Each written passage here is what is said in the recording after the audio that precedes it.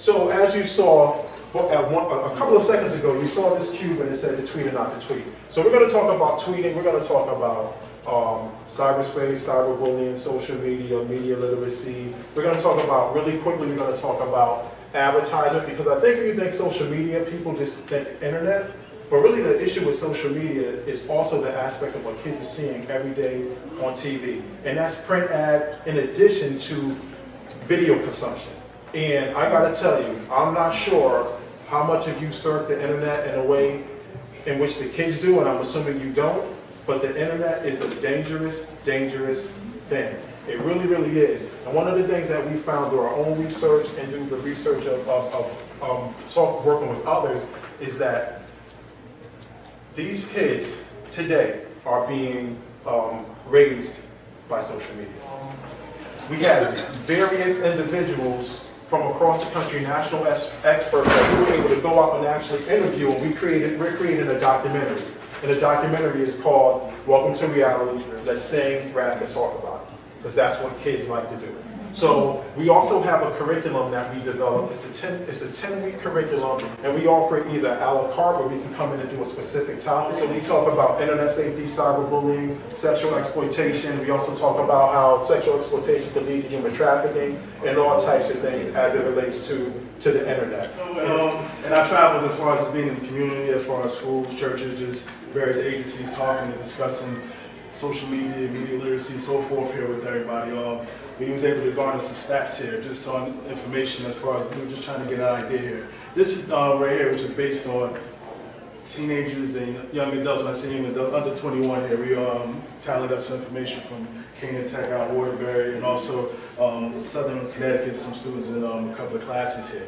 And as you can tell, as far as the first slide, as far as how many hours spent on the computer or mobile devices, females is in the light green there, the males are in the blue here. As you can tell, like, pretty much nobody spent less than 5 hours on it, which we wasn't surprised, but it just kind of just adds to the fact that, like, wow, everybody is spending time either on a mobile device or some type of computer more than 20 hours a week. So you figure 20 hours schoolwork, everything else, but they're getting that 20 hours in some way, somehow here. So what stuck out with these is the restrictions on the type of video games that they play. None at all. I mean, that's not, I mean, that kind of took me back. I was kind of, up in the air when I was waiting for the results here, but I just think as far as just like, imagine that, just like no restriction at all. I know obviously the store, you have your sticker on the game, the video games and everything, so forth here as far as like, well, not the purchase, but somehow they get their hands on it. Somehow some parents do allow their children to play with it. Any of y'all adults use text lingo with your children, or you show their hands, anybody? Don't be embarrassed. Don't be embarrassed. You can tell the truth, LOL. The adult responsibility. So we had participated in gathering some information for a research project. And think about this really quickly. On average, in America, if you have children under the ages of 7 to 13, on average, people are spending 17 minutes or less of purposeful conversation with their children a week. I didn't say a day, I said a week. So if that's the average. So we all know research and bell curves, correct? But I consider this really quickly, 30 seconds. So if you have a child, right, early in the morning, the alarm's going off, everybody's running. Hurry, hurry, get out the house, you better not miss that bus, you better go, go, go, go, go, right? Kid goes to school, after school, let's even say you're one of the ones that's fortunate enough to pick them up. What do you say? Hey, how was your day today? What does your son or daughter say? Did you do your homework? No. Yes. Right, because sometimes they do live, right? No, I didn't study hall. And you might even go, anything I need to know today? No.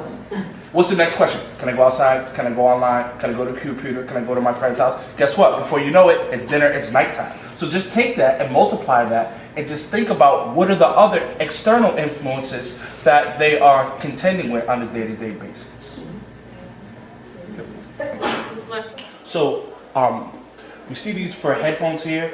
One of the other pieces that's equally important is music, and today's music and the impact that music has on today's society.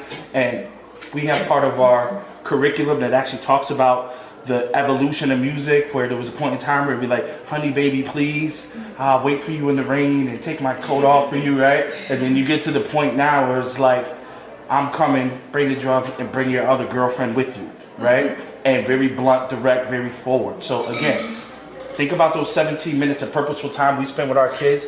That other time, who's getting their attention? Who's holding their ear? And how does that translate into actions, decision makings, and behaviors? So, sitting at the dinner table, talking about your day, how's your day going? What are you doing at the dinner table? Fine. Yeah. Pass the corn. We gotta monitor that a little bit more. Yes, ma'am. I have a client who, just this week, she was saying her son was always on the phone in the car on the way to school. She drives him to school, and it's about a 40-minute drive for them. And she said that it just kind of hit her. He was on the phone, she grabbed the phone, she threw it in the back seat, and just he was mad. But they ended up talking the rest of the ride home. You know, I have to set rules, you know, I do counseling with people. I have to set rules with the adults as well as the kids. You have to turn your cell phone off. It's like, And if I could just go back to the one about being anxious, and I just say this, and I say it jokingly, but we probably all experienced it as adults. How many people were a mile away from work, realize you left your phone home? and go and get it. Like that's how addicted people are to their phones. And like when I was doing some of the research, and we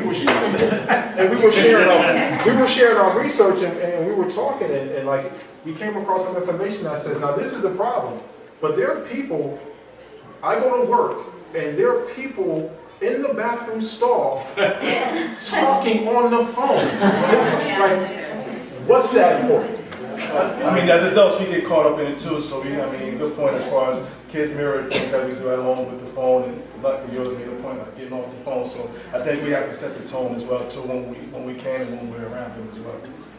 Well, and I think, I was actually going to bring this up earlier that, we sort of laugh about it and it is kind of funny, we all sort of mildly addicted or whatever, but I think, these behavioral addictions are really serious, and I work with gambling addiction, so I understand the severity, I understand how it changes the brain, the impact it has on their development. I mean, this is really serious stuff, and it's overwhelming. It's scary, and I think we have to understand the impacts it has on the brains of the kids.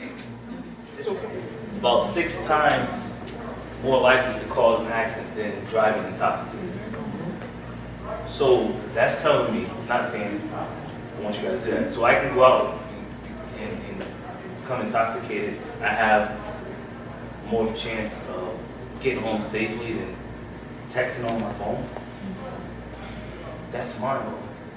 That's What's your name? Cynthia? Cynthia. Okay, so I know Cynthia from high school, and we were connected, we were friends, and then all of a sudden, another picture of Cynthia pops up to be my friend. I have to confirm that. Wait, I'm already connected with her. Somebody hacked her account, they created a fake image, they stole some of her pictures, just so I could ID her pictures, and now I'm gonna click her, or what I think is her, and I'm going to click that and I'm friends with her again. Now I have somebody else lurking in my business. I don't even know who that is. She don't even know who that is.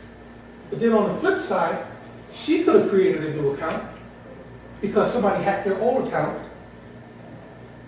So if I don't click it, I may not be really getting her this time. I mean, there's a lot of fake profiles out there. I mean, each one of us are susceptible to that. To me, he's a powerful young man. He revolutionized the way we use social media. How many people here have a Facebook account? So what we've done is we've opened our lives. We've opened our lives to the world. And we know what kind of world and society we live in. But we're allowing everybody to come into our lives. And he speaks of that. We don't want privacy anymore. Who wants privacy? There are a lot of bad people in the world. A whole lot of bad people.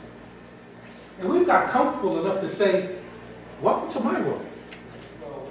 social media took social away from our children.